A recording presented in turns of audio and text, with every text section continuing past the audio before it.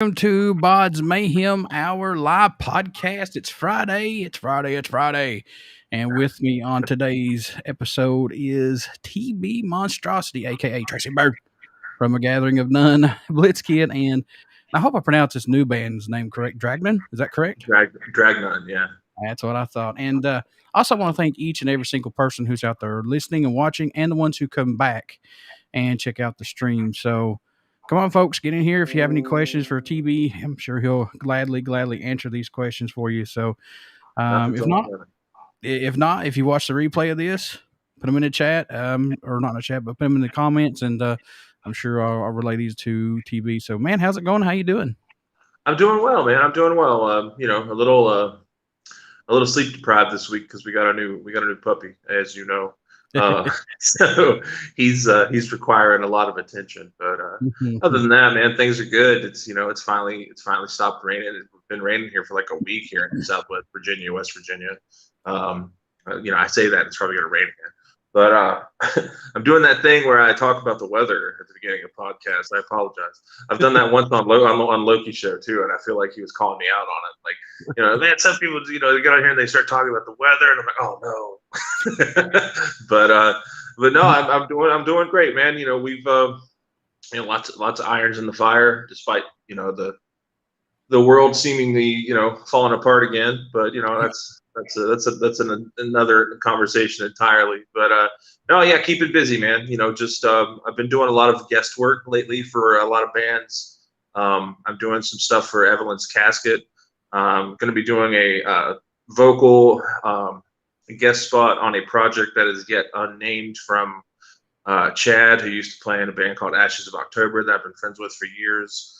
And I just recently did These Ghouls, which is a single that my buddies So Long Until the Seance from Ireland just released a little while ago. So, in addition to that, just, doing the Blitzkid thing, the Gathering of None thing, and the Dragnun thing. Things are busy.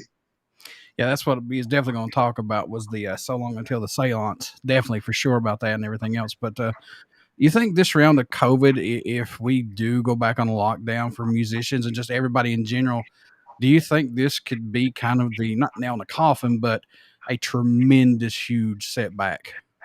I think so. Because you've got bands who, like Blitzkid, for example, who might if things go tits up again, you've got us who we may have to cancel our tour for a third time. I really hope that doesn't happen. And you've got like bigger names too, like Motley Crue, Def Leppard, Joan Jett, that whole thing, that's been canceled twice now as well. Are they going to have to cancel an arena tour for a third time?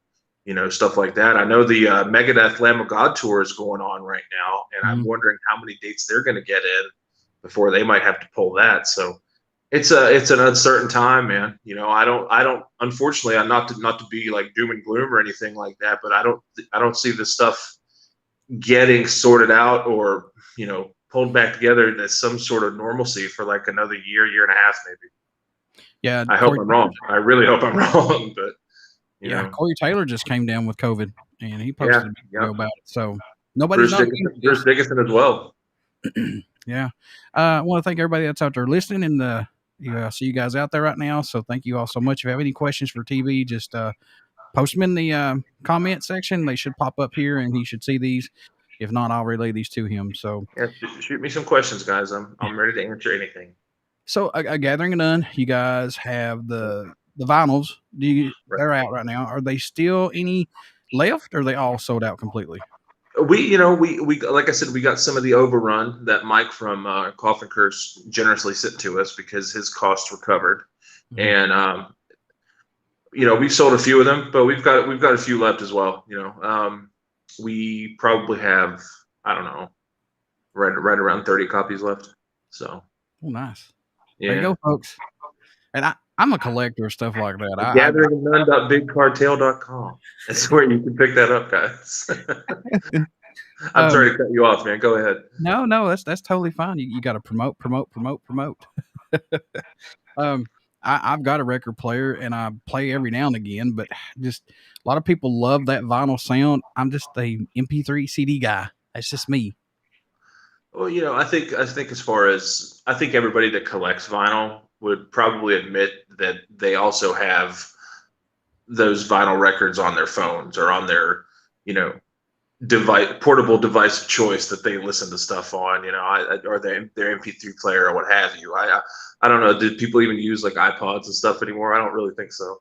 I No. think everybody kind of listens to music on their phones or on their, I don't know, TV or whatever. But I don't know. I think for for people like you and I who are a little bit older, and kind of still embrace the old school aspect of having a physical Sure. product. Hmm.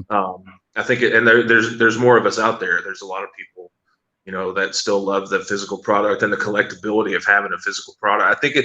I don't know. I think it kind of not only lends itself to like making people feel that they have a collection of stuff that they could be proud of and they can show off and they can display in their houses and whatnot, but it also encapsulates a lot of these, physical product, be they CD, cassette, vinyls, whatever. I think they encapsulate like certain periods of time for people as well. So it's almost like a nostalgic thing too. And they can grab that vinyl that they bought, recently that might be like a reissued version of an album, and they can kind of be transported back to the time when they first bought it, on vinyl or Oh, whatnot. sure. I think there's a lot of that going on too, which is cool. And with vinyl, you can do so many cool things, so many cool colors, and you don't get that with CDs and stuff. So I think that's another part of it too, that people enjoy the different colors you can put on vinyls, and they just look amazing. So I mean, the Gathering of None one turned out really cool. It's red and black marble vinyl, 180 gram, really really good quality. They look super cool. So I was excited about that. And as a collector somewhat myself, I was like, oh man, this is gonna look sick. Oh, So sure. so Yeah.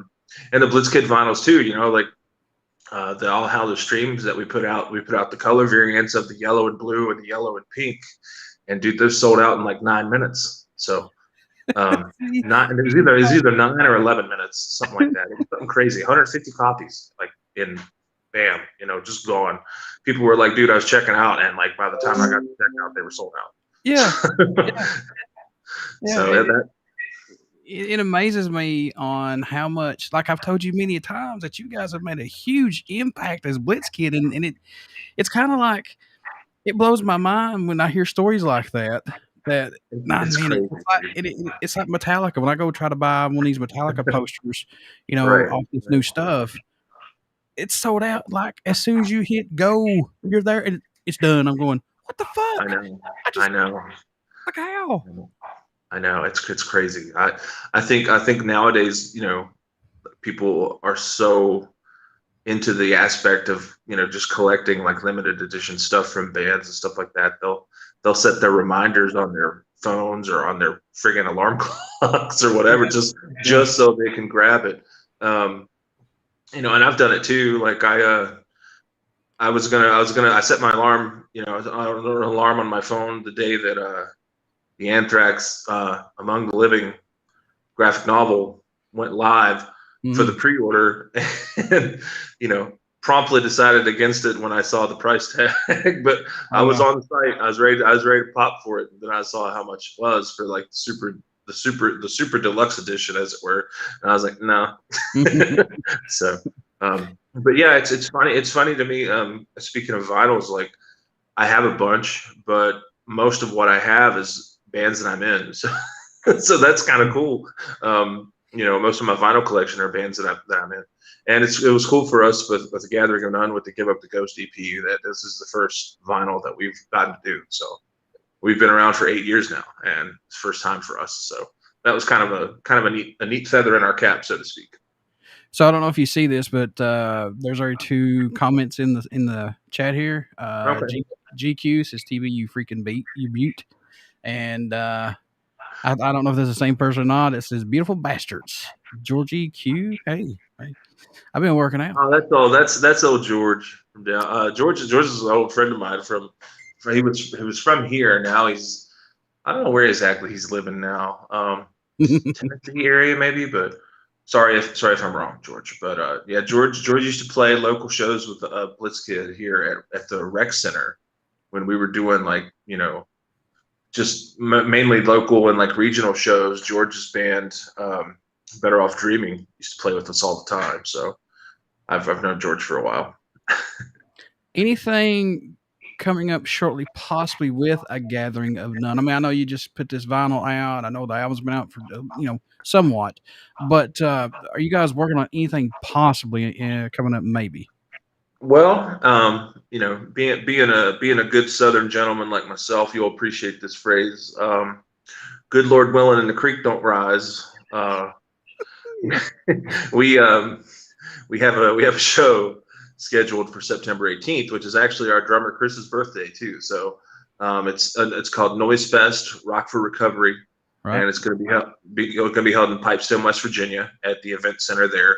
And my buddy Joey, who's also the bass player in Dragnun, set it up, and Anthony Ferraccio, who is head of Metal in the Mountains here, a big festival that they put on every year for West Virginia. It's like a 3-day deal. It's like all kinds of bands. I think this year Butcher Babies and Head PE and Soulfly and Byzantine are all heads 4 days this year, and those are the headliners. So that's pretty cool.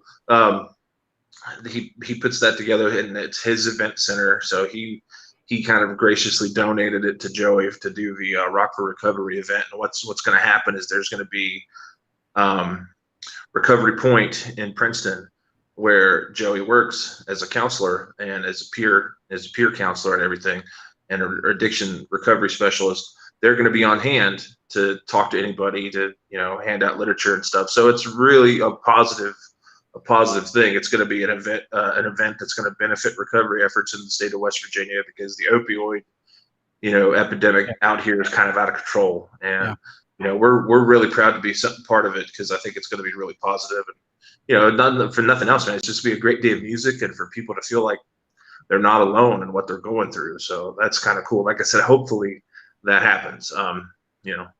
It's just a few weeks away, so I hope it gets to happen. Even if it's a situation of where each band just comes in, plays their set, and has to bounce shortly after. I hope it happens. But we'll see. But that's what we got coming up in the immediate future.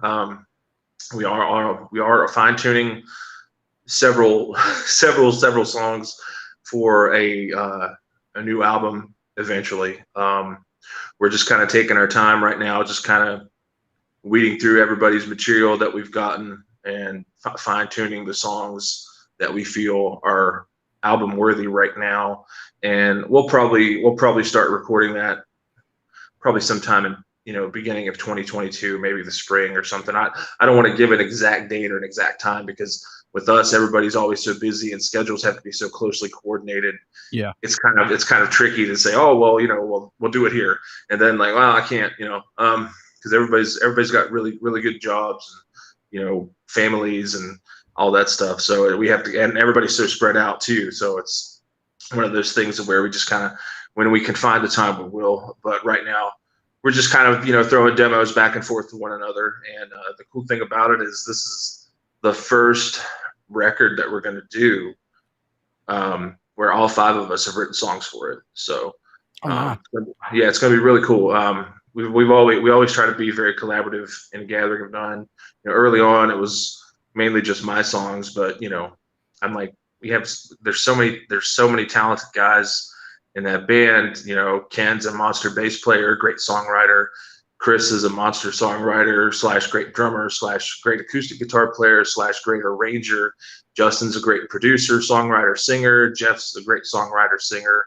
So it was kind of, and the thing was, it didn't happen like, there was no edict thrown down by anyone in the band. It's, look, we want to write some songs. We don't want to, and there was also no thing of where they said, we don't want to play just your songs. It was just kind of an organic thing there. Everybody just started kind of, hey man, I wrote this, kind of has an Agon feel. What do you think?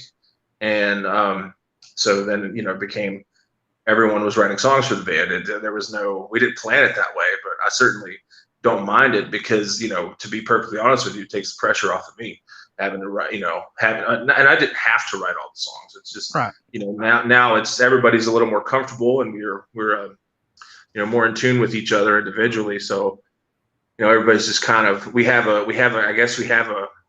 what I would call our sound, I guess, at this point. So everybody kind of tries to work within those confines, but at the same time, we don't really have a genre either. So, we just play whatever the heck we want, and I think maybe that's what a part of what people like about us, but I think it also kind of hinders us at the same time because people don't have a exact distinct genre to latch onto with us. But I think it's great because I just look at it as there's something for everybody. But yeah, so long story short, we are fine tuning songs to eventually begin recording album number 5, and so and whenever that happens, it happens. We're not under any timetable right now.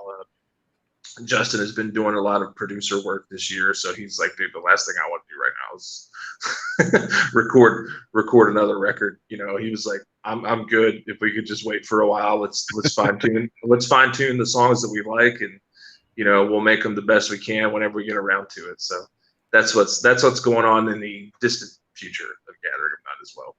And I've told you this many times since the first album, and you sent me demos as, hey, man, check this out. I want your honest opinion about them. And I fucking loved them. And I'm not saying it because you're on here. It's just because I love what you guys bring to the music table. And I think that from the very first album up till, Give Up the Ghost, right, so much growth. And I'm not knocking you as a guitar player or anything like that. It's nothing like that. It's just I see you've grown from Blitzkid to say, hey, this is TB. This is me, not taking anything from Blitzkid, but this is my growth. This is my sound. And the growth is just phenomenal, man. I mean, you could tell there's so much happiness in this band when you actually listen to music. I get it. Some people may not get that, but I do. I hear it.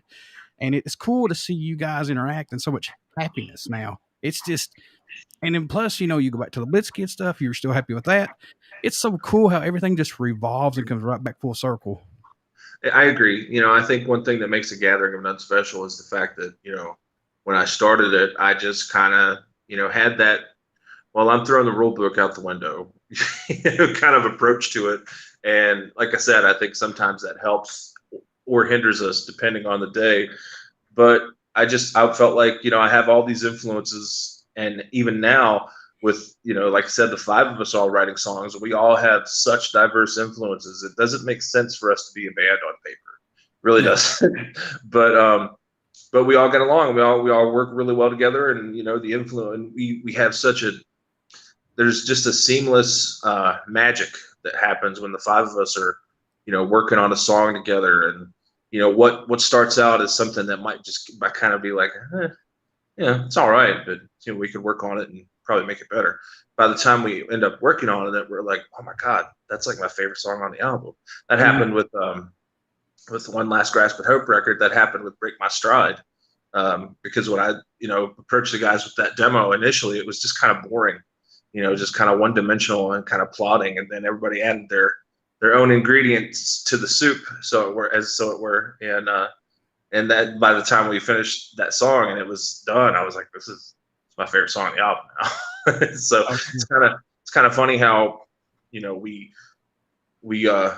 there's just a very good, we're all different people, but there's enough commonality where we meet in the middle and we all get along great and we work together well as a result. And there's a really good synergy between the 5 of us. It's cool. Glam Metal Sucks says no genre means complete freedom, regardless of the sound. Complete freedom musically. So exactly. Yep. And glam metal does not suck. Thank you very much. Yeah. Oh god, I got just hit with the Bullet Boy Smooth Up in your intro. Oh god, dude, we funny story about that song. We in 2019 when we went out with our buddies Damnation from Massachusetts, we were joking around about how we should sound check every gig with Smooth Up in You, and we never did it, but still might happen. We'll see. Sadly, that is a new intro for my podcast. That's awesome, man. It is. I'll send it to you, let you listen to it, because I created all that, and I want your honest opinion about it. I'm looking forward to hearing it, man. That's great. I So love the Bullet Boy. I want to go back to the vinyls here for just a moment. I had a band on here maybe a year or so ago, and they told me that somebody that had passed away in their band or knew the band really well, was a huge fan. They implemented the ashes of that person into the album. Oh wow. And I was like, oh, gee, seriously? He's like, yeah, we did. I said, and you play it, obviously. He's like, yeah. I was like, oh my Wow. God. Jeez. That's That blew awesome, my though, man. mind. Like that person will forever be part of that record now in some way. So Yes. that's kind of cool. Yeah, and forgive me, I've interviewed so many bands, I just forgotten the name, I get but it, man. it was like it kind of floored me because I was like, "Whoa, that's wild." But I mean, if Lee Mean can put his ashes in a bullet, why not? Right? So, Exactly. Exactly.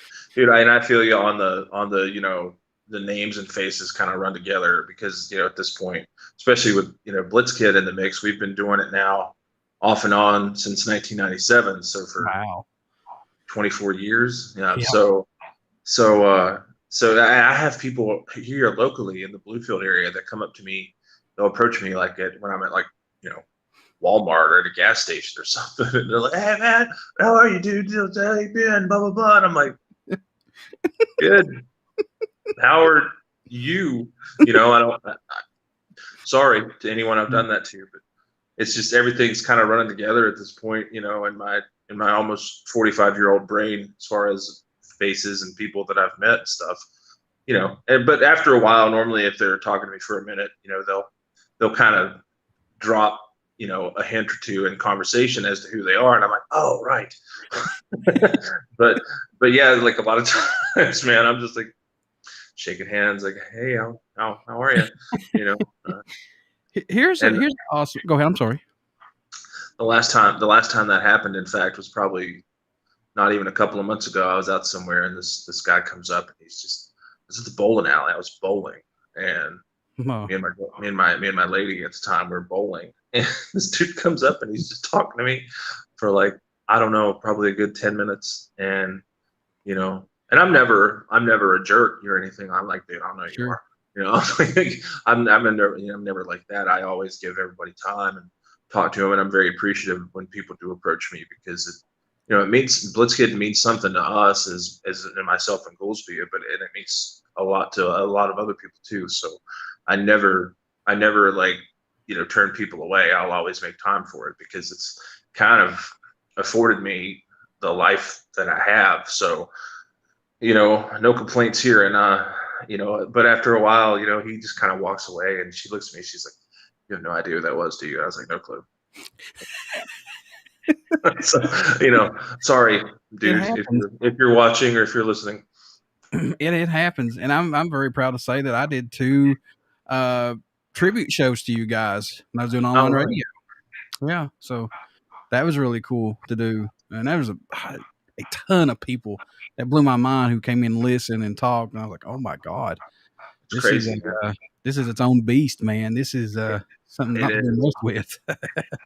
It is. And now what I'm finding is because we are a band that's got some years behind us and somewhat of a legacy, Mm-hmm. is now we see people that were our age and younger, a little bit younger than us when we were first doing it, when they come to see us now, or when like Trioxin was the last show we played. But there were those people that had been fans of ours since we began. They're with their kids, and their kids are fans of us now, and their That's kids' awesome. friends are fans of us now. So it's crazy. That is awesome. Yeah, it's just one of those things where like we've become a multi-generational band for people, and that's like and the thing is, I don't think a lot of people realize about Blitzkid, we never had any intentions of doing anything other than just getting the hell out of our town and just going and playing shows and just enjoying being in a band. And to think of that and what it's become today for us, where we have 48,000 listeners a month on Spotify or something like that. That's crazy. Mm-hmm. Like I never would have guessed, but here we are.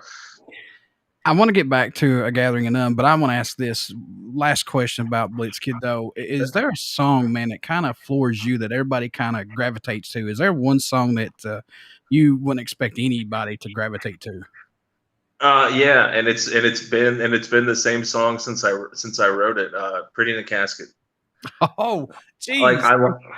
I like that song. Don't get me Yeah. wrong. You know, Yeah.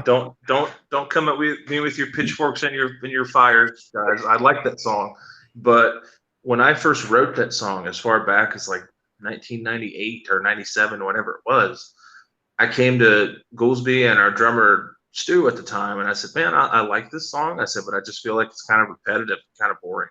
And they were like, "Nah, dude, that chorus is great. It'll be something that people can sing along to and latch on to. It's got to go on the album."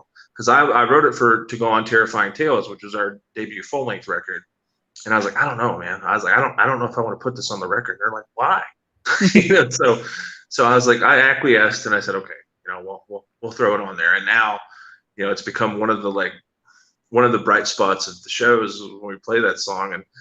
But yeah, for me, I'm like, we have better songs, and I wrote it. So, I'm throwing myself under the bus there, but I feel like we have better songs than Pretty in the Casket, but everybody loves it. So, I don't dislike that song at all. I don't want it to come across like that, but, it's become one of those songs. It's become like what I imagine Blitzkrieg Bop became for the Ramones. Sure.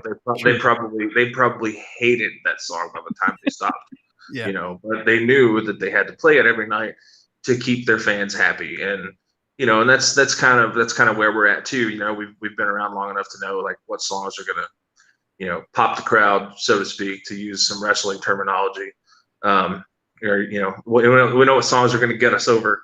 So, but the cool thing about, speaking of that, the cool thing about the All Hallows stream too that we're going to be doing on Halloween again is all of the songs for that set list are deeper cuts from all of the albums some of them we never played live, some of them we only played live maybe once or twice. So it's not gonna be so much a greatest hits set as it is this is for the real Blitzkid fans, the ones who've been begging us to play certain songs live for years and stuff. And now we finally are. GQ says Pretty in a Casket by far my favorite song. I don't know why. I absolutely love it. And then Glam Metal Sucks says Lady in the Lake is brilliant. Kudos to both you guys on that because, yeah, both songs are fucking phenomenal. And I got to say, my favorite one of all time, and I mean, I love all the Blitzkid music, don't get me wrong, but Myers 1031 is my favorite because I'm an absolute horror fan, and Halloween is my favorite series. And I don't care what y'all say about Michael Myers. I'm ready for this new Halloween Kills. Anybody don't like it, go home. Stay there. Dude, I'm with you. I'm a Michael Myers guy through and through, and that's why I wrote the song. Because it's funny when I wrote that song. Goolsby and I were talking one day, and he said, and I've always carried this with me. Like he said, what makes Michael Myers so scary and so vicious is the fact that the dude just don't die. He just keeps coming. No matter what you throw at him, he just keeps coming. Yeah. And you think you got him, and then at the end, like at the end of the first Halloween movie, they think they got him. They look down on the ground, he's not there. Yeah. Next movie, he's still terrorizing people. Yep. And it's just one of those things of how do you kill somebody that apparently won't die? It's like, how do you get rid of this dude? That song in particular, Myers 1031, is actually one of my favorites too. Mainly because, and I don't know a lot of people know this or not, but mainly because I wrote that song because I can play drums as well, and I'm not a great drummer or anything by any stretch of the imagination, but I can play drums well enough to kind of fake my way through a song, so to speak. But I had the riffs in mind for that song when I first started writing it, but I didn't know how to piece them together until I got behind my drum kit back at our old, my mom's old house where we'd rehearse, and I pieced that song together. I arranged it entirely on well, it wasn't my drum kit, it was our drummer Stu's drum kit at the time, and I arranged it entirely on the drum kit. So, and that song I feel like was kind of a turning point for us too, because it was a little more involved in the arrangement and a little more not typical, I guess you would say. So that's one of my favorites too. Yeah, and I'm just going to tell you right now, I have Demon Machine and Myers 1031. I got some clips of that in two Nice. spots in that new intro of mine. So you're going to like this. Nice. Demon Machine's another favorite of mine, is simply for the fact that it's heavy. as close as we could come to writing a Motorhead song. So I want to go back to a Gathering of None here for just a few minutes. Now, Yep. I know all of you guys can write and phenomenal musicians, but man, could we see some one-off EPs from each of you guys under a Gathering of None name, maybe? From I each you of you? know I don't know. That's not a bad idea. Mm-hmm. We've discussed originally we had plans after Give Up the Ghost to do an acoustic EP, or like we did do some acoustic songs and maybe some live songs and some like maybe a couple of B-sides and maybe a re-record of a song or two. Probably like 7-8 songs. And that's still on the plan at some point. But we had so many new songs that everybody was throwing together and demoing and showing everybody else in the band, that we said, well, okay, well, let's put that on the back burner and let's just go ahead and start culling songs together for a new full length. So as far as individually, I don't know. That would be something that would be kind of neat. I can guarantee you that none of it would probably sound well. Actually, I can guarantee you that none of it would sound like a Gathering of None, but it would at the same time, because you would hear, I think, in that medium, doing it that way with all five of us doing like some solo things, I think you would absolutely be able to hear what each member's influences brings to a Gathering of None in Mm-hmm. those songs that they do individually. So that's kind of something cool we might consider. Yeah, that's not a bad idea. Self high five right there. There you go. God, Bang. that was so lame. It was so DDP. Oh God. Oh man. So what about Dragnun? This band took a hiatus for a while, and then it just came back, and you guys played the Friday the 13th fest recently. Let's talk about that a little bit. Yeah, Dragnun. Dragnun is an interesting story too, as most of these are. I found out. My bass player and I, Joey, we worked together, and he comes up to me one day during one of the shifts, and excuse me. You're fine. He says, "Hey, I have an idea." I said, "Okay. What is it?" And he's like, "Well, I'm thinking about. I want to do like kind of like Me First and the Gimme Gimmes, but I want to do it like I want to do the horror rock version of it." Oh, I said, nice. I said, "So what do you mean? Like just play horror rock covers, you know?" And he's like, "Yeah." He was like, "Because a lot of those bands people don't know about, and they deserve the attention." And he said, "I think that would be one way to kind of, shout out our homies, and also, maybe, introducing people to that type of music and stuff too." And I said, "Yeah." He's like, "Would you want to play guitar?" And I said, "Sure." And then it went from me playing guitar to, "Would you want to sing?" And I said, "Sure." So because we already had a guitar player lined up, and I decided, well, I'd rather just sing. And he said, "Well, do you want to just sing?" And I said, "Yeah, no problem." So I sang for them for a while, and then Blitzkid started getting busy around 2006, and because the Dragnun was started in late 04, early 05, I think. And yeah, initially we just did covers. We did songs by The Reaction, Nimvend, Cancer Slug, Crimson Ghosts, Misfits, obviously, and a few other bands. I think we did at one point. I never performed it with them. I think this was after after I'd stepped down, because Blitzkid had gotten so busy, and they got another singer, who's our singer now, Tim Cross, aka Tim Kidd. He sings for us in Dragnun as well now. But they did Frozen Ghost by the Rosedales at one point. Just all the bands that we were kind of friends with, and all the bands that we liked, we just kind of wanted to kind of pay homage to them in a Me First and the Gimme Gimmes kind of way, and do our best, like punk rock versions of those songs. And which they're all punk bands anyway, a lot of them. So it Yeah. wasn't really hard to wasn't really hard to interpret them into Dragnun. So yeah, Blitzkid gets busy like 2006, 2007. So I had to step down. They got Tim to sing. And then in 2008, I filled in for them a few times as vocalist. And Then by 2011, they were kind of slowing down. Then by 2013, they'd stopped. And I don't know, not even a year ago, Joey is like, hey, Tim and I are thinking about getting Dragnun back together and doing that again. Would you be interested? And I said, what do you want me to sing or play guitar? And he said, play guitar. And I said, I'm absolutely all for it.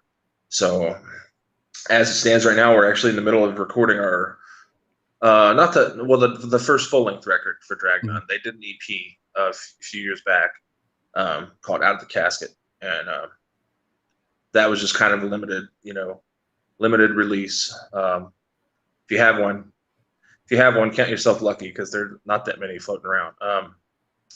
But now, and the thing that's cool about Dragnun now is it's evolved into all original material. So we're recording our first official full length record right now at excuse me again. We're recording our first full length record at Classic Recording Studios in Bristol, Tennessee. Who I've known Mike there at the studio there for years. He's done some stuff for Blitzkid. He recorded the second Gathering of None album, Nothing Left to Lose. So we've known Mike for years, and we decided, well, that's the perfect place to go. And there's going to be 15 songs.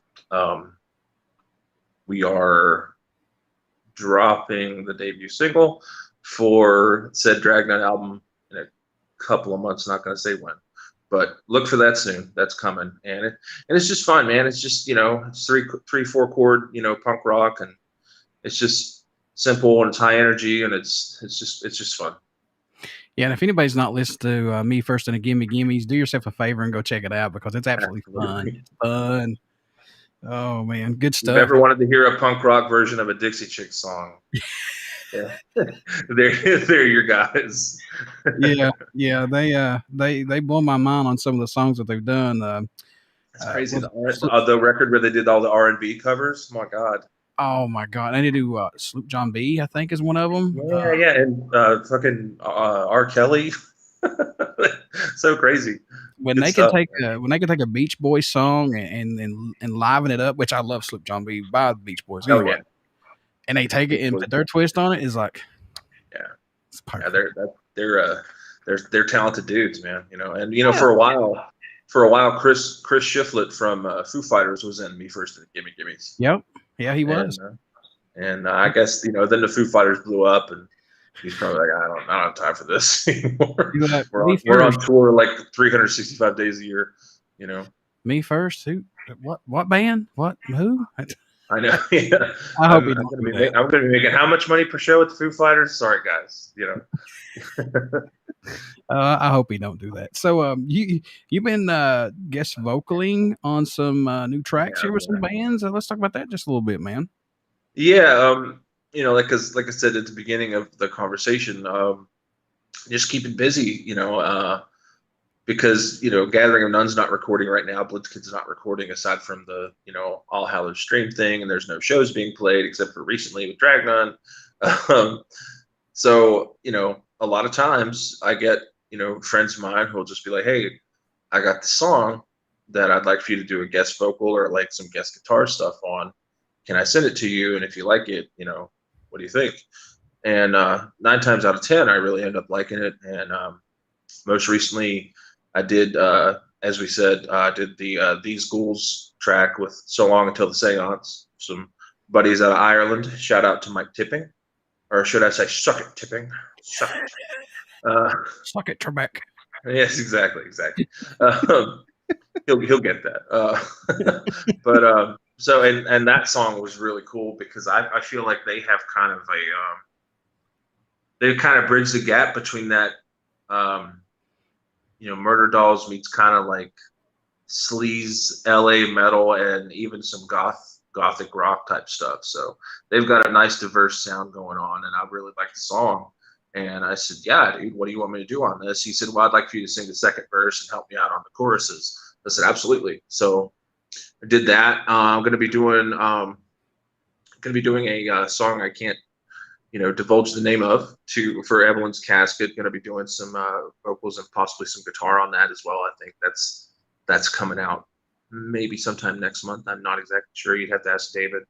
Phantom about that. But that one I'm doing, and I'm also going to be doing a track for my buddy Chad and his new thing. I'm not sure what the project's going to be even called yet, but they're in the midst of recording an album, and it's the only way I can describe it is symphonic punk. It's it's lots of very like triumphant sounding keyboards and stuff like that. It's very cool. It's almost like if symphonic black metal and punk rock had a baby. That's kind of what it would remind me of, but it's kind of in that whole like, you know, horror rock kind of vein as well. So I'm going to be guesting on a song by them. Earlier this year, we did the Nimvend multiverse collaboration with myself and Nimvend and Howie and Loki. We re-recorded the Hadron Collider, so that was cool. Just been keeping busy, man. And of course, you know, the Atomic Werewolf thing that myself and Carmen from Johnny B. Morbid collaborated on with a bunch of other guys. That finally came out earlier this year as well. So yeah, it's keeping busy, man. You know, and my thing is I don't mind to do it if I like the song, and you know, why not, right? I have the capabilities to record my guitars and my vocals at home, so sure. If anybody out there has anything in mind for me, feel free to message me, and we will discuss. Yeah, and there might be something dropping for BODS Mayhem Hour for Thanks Beatings this year from Blitzkid, maybe. Just mumbling a little bit under the breath here, but we're going to try. Hopefully going to try. So, folks, here is the link right now to follow A Gathering of None on Facebook, as you can see right there. Yep. Yeah. I'm not a professional guy here. I don't have any professional studio things, but it's right there. I got it. I see it. Anyway, here is the official Facebook for Blitzkid, and then also too you have the official Dragnun Facebook page as well. Just Google all these things, man. If you have problems finding it, get up with me or TB. We'll be more than happy to give you the links and pinpoint you the right way. So, man, well, and follow skills. Just pop it in the old Google machine. You know, it'll come up. Google is your friend. If you screw up on anything or need something fixed, Google or YouTube. Trust me, those things. Yeah, because I've fixed a lot of my junk here by YouTube. Trust me. Absolutely, dude. I learned how to do set up a Floyd Rose equipped guitar because I have one for the first time since I was like 14, and I had no idea how to do it. So a couple YouTube tutorials later, and now I can change the strings on one and probably set it up myself if I need to. So don't discount it, man. I know there's a lot of goofy stuff on there, like, oh, I'm unboxing this box of pasta, like whatever. But it's helpful. It's helpful in ways too. It's funny though, man. It's like I get frustrated because I hope I can get more subscribers, but it's funny that some dude can be drunk, eat a pile of bologna, and sing Baby Shark and get like 15 million subscribers. I'm going, what am I doing wrong? We're doing it all wrong, man. We're doing it all wrong. All right, folks, here's the link also for my stuff. Here's BODS Mayhem Hour podcast on Facebook. There's the BODS Mayhem. This is all BODS Mayhem Hour right here. You can check it out on YouTube. And there he is. Facebook. There we go. I mean, this is simple to find me. Twitch, which I don't use Twitch unless I'm on here. Because Twitch to me is just too... You're not streaming your game in or anything? No. My game is, hey, how you doing, girl? That's it. So I play Pop Jewel games, so I do watch a few guys on there play some games. One guy, Heartless DJ, I watch. He was playing the new God of War, I guess the remakes of them. Yeah, and they were badass, dude. I mean, I was like, oh god, they were nice. Oh, excuse me. So I got some mail here that I'm finally going to open up on here and see what these nice folks say. Uh-oh. Yeah, I'm kind of scared here. So this is from Caesar from Monroe, California. Okay. Let's see. Hail Caesar. I thought you'll appreciate this, John. When I guess Chief Jay Strongbow was retired from the ring, and he was working as an agent backstage at WWE. That's how he referred to Vince McMahon to all the boys. He said, well, they'd come up to him with like a match idea or whatever, or like an idea for the match or like finish or whatnot. I don't know. You have to ask Caesar. Well, he's right. I mean, unfortunately, sadly, but yeah, WWE, I can't watch it no more. It's painful, dude. It is painful. It's just, I mean, I don't know. But anyway, TV's got Rampage to watch here in just a little bit. Yeah, man. Here is my letter. Dear Bod, that's me. My kids love watching and listening to your podcast. Thank you. I appreciate that. They love it so much they fall asleep. Thanks for helping. That's nice. That's kind of a that's fun. Backhanded compliment. Dude, it puts my kids to sleep. It's great. Oh well, hey, I'm servicing something. Yeah, there you go. Hey, you know what? And at the end of the day, that's positive, right? If you said the kids love it and they fall asleep to it, then you're kind of helping them out, Yep. Yeah. Silver linings, dude. And that reminds me of a funny Blitzkid story, real quick. We were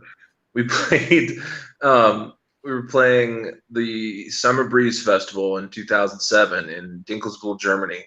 Oh, okay. Yeah.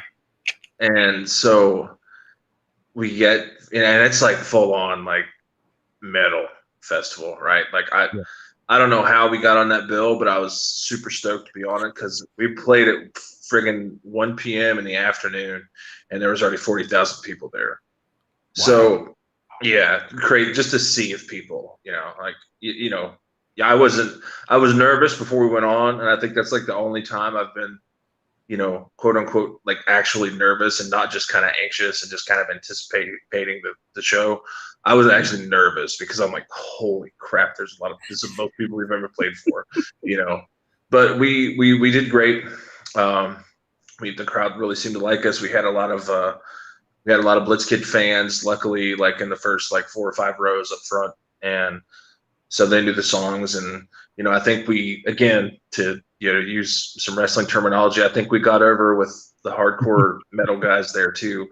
And later on that day, we were walking around the merch tent area because it's also just endless. Just any kind of jewelry, any kind of, hard to find band T-shirts, vinyls, cassettes, CDs, whatever. It was like Christmas for me, dude. It was amazing. But I didn't want to leave the merch tent, So we're walking around, and these 2 guys come up to us, and they say, "Hello, Blitzkid." And I'm like, "Yeah." They're like, "Hey, what's going on, guys?" And they're like, "We see your set earlier today." Oh, and no. I was like, "Oh, cool." I was like, "What you think?" And very good set. Where are you guys from? From Italy. We're from Italy. We flew from Italy to be here today. And I'm like, that's awesome, man. Yeah. But yes, very good set. Great energy. Good songs. Good performance. Great performance. And we were like, we shook hands with them. We're like, thank you guys so much, man. We appreciate that. And, and like they're wearing like, leather pants and like Dark Throne shirts and shit. So we're like. I forget. I don't know if it was me or if it was Goolsby, but one of us said, "You guys are you guys into punk rock and horror punk or anything like that?" Or, "Oh no, not so much the punk rock. We like mostly metal, but great performance. And we were like, "Oh man, that's cool. Thanks again. We appreciate you having an open mind and." Enjoying it. And, "Oh, yes, your music sucks, but the performance is amazing." So I'm just like, there you go. So that's like one of the best, non-compliments we've ever gotten, which was not mean-spirited in any way because they were so nice and complimentary. They just were not fans of our music, but they enjoyed what we did on stage. So, at the end of the day, that's a win. But I thought it was so funny. They're just, "Oh no, your music sucks, but the performance was amazing." I was just like, there you go. Can't win them all. No more honest than that, I guess. Glam Metal Suck says, "Isn't that where they hid but you to show they approved of it? Approved the set?" I think they he. That in England? Okay, let me see if I can figure this out. Okay, so I guess they're showing them respect. They're showing Blitzkid respect for sure. And they approved of the set as far as like their energy, but as far as like musically, wasn't their thing. Musically, we were not metal, so they were just like, that part we didn't like. But you guys put on a great performance, and it was very energetic, so we appreciated that. So. And that was fine for me, Your guys' energy is like 1,000% going strong. I like it all, man. Okay, if they like you, they'd headbutt you. Okay, I got you. Oh no, that was in Finland. That was in Finland. That we learned that in Finland, and I don't guess it was everybody, but for a select few people, I guess the hardline like punk and psychobilly kids, in Finland, if they liked you and they were talking to you after your set, after your show, they headbutted you. Oh God! So this guy straight up is just talking to myself and Goolsby, and he's like, "Great fucking show," and we're just like, "Oh, thanks." I think, and it was so great because Goolsby like sounded like he was talking to a puppy, like. Sounded like he was admonishing like a bad dog or whatever, because he's like talking to Ghouls afterward. And he does the same thing, headbutts him, and he just goes, "No." So, yeah, in Finland, I guess, in some circles, a headbutt is a show of approval. All right, folks, I want to thank each and every single person that's out there that's watching and listening to this right now. You can come back later. There's going to be a replay of this, and I tremendously appreciate all of you guys and gals who do this, and especially you, TV man. Love you so much, and thank you for everything that you guys have still continue to do, man. Absolutely, man. And as you and I were talking a few days ago when we were setting this up, it's kind of become a tradition for me to be on.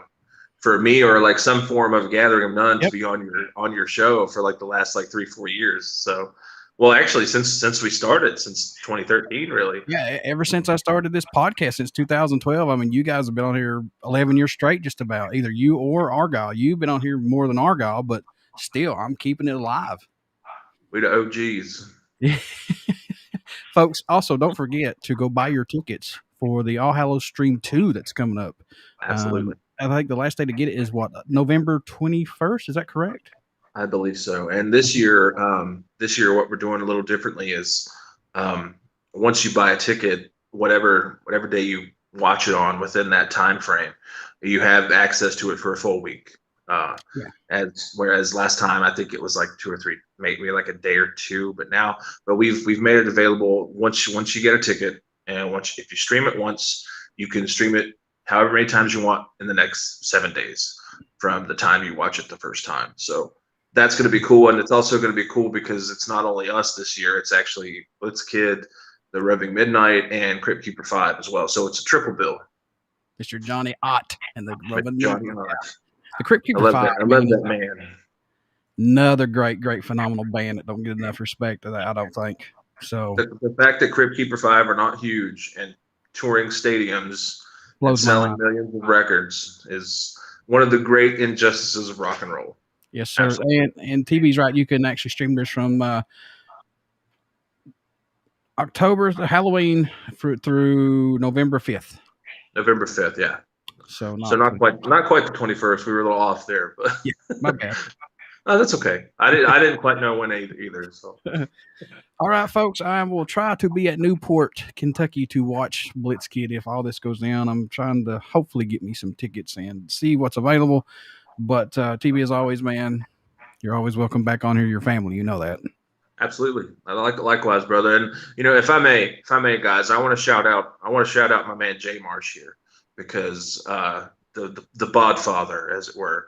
Because I don't think I've come across anyone who has a heart and a passion for independent artists, independent bands, independent music as such as John. And I just want to thank you for everything that you do for us smaller bands, and for giving us a platform to come on and talk about what we're doing, and for just being a great supporter of independent music, man. It means a lot to us. Hey, music saved my life, so why can't I turn around and hopefully give support for these independents and help them out, so Cheers to that, my friend. Comes full circle. Folks, as always, every Friday night, I'm on here doing my live podcast. Next week is William J. Wright. We're going to be talking about all Halloween stuff that's going to come in. It's almost already September, dude. Already. Myself personally, and everybody gives me shit about this, but I'm a bit of a curmudgeon when it comes to the Halloween thing. Like, I like it to be one day. I don't like it to be all year long. I like it to be special. I like it to feel like it was when I was a kid, when you're anticipating it all week, and then that day finally comes, and then you go trick or treating. You walk around, you feel the crunch of the leaves on the ground. It's dark, and it's cold outside, and you're in your best spooky costume and whatnot. As an adult, I think that feeling is kind of lost for me now, which sucks because I love that, but. As you get older, your ideas and your feelings on things change. I don't hate Halloween. I'm not, and I give people crap about it good naturedly. Halloween's not every day of the year. Shut up. And like, dude, I get it. Like, that's part of me too. I totally understand. I'm looking at a Mothman painting right now in my dining room. But it's just one of those things for me where I like it. I like for things to be an event once. I just feel like, and this is going to make me sound like an old guy or whatever, and that's fine. Cause I'll be 45 next month, whatever. I don't like the whole idea that something that I love, which is Halloween, the day of Halloween. I don't feel like it. I don't like feeling like it's commercialized now. I'm like feeling like that it's just a display of bullshit and cheap plastic crap in Walmart for like a month or 2 months before it. Like Christmas is. Like I feel like it's just kind of like, I don't know. It feels a little more commercialized than I'd like it to feel, because for me, and probably for you as well, especially growing up in the South, both of us, Halloween was kind of always like, tainted. It was like taboo, kind of like forbidden in a way. So yeah. I think that's part of it too for me. Now it feels just so like accepted and stuff. Like I'm just like, oh man, it's like when one of your favorite underground bands, gets huge and everybody knows about them, you're like, but that's my thing, and that's kind of how I am with Halloween, because that's my thing, and now it's everybody's thing, so. But I got love for people that celebrate it all year round. That's fine. It's just not me. I just don't do it. I celebrate it on Halloween. Yeah, John 92 says Halloween is my life 365, and kudos to you because it's for everybody. I can't do it, dude. I'm not gonna go to the Walmart dressed in my horror punk best, dude. I'm wearing a t-shirt and shorts. I'm not doing it.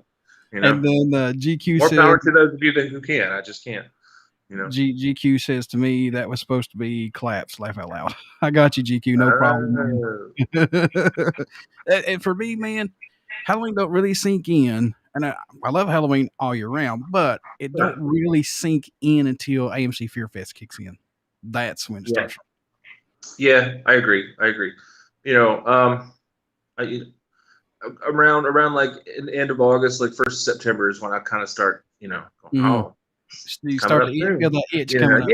Yeah, and like then the weather changes, it becomes fall, and when it becomes fall, I think for me is the other big, like, oh, Halloween's coming soon.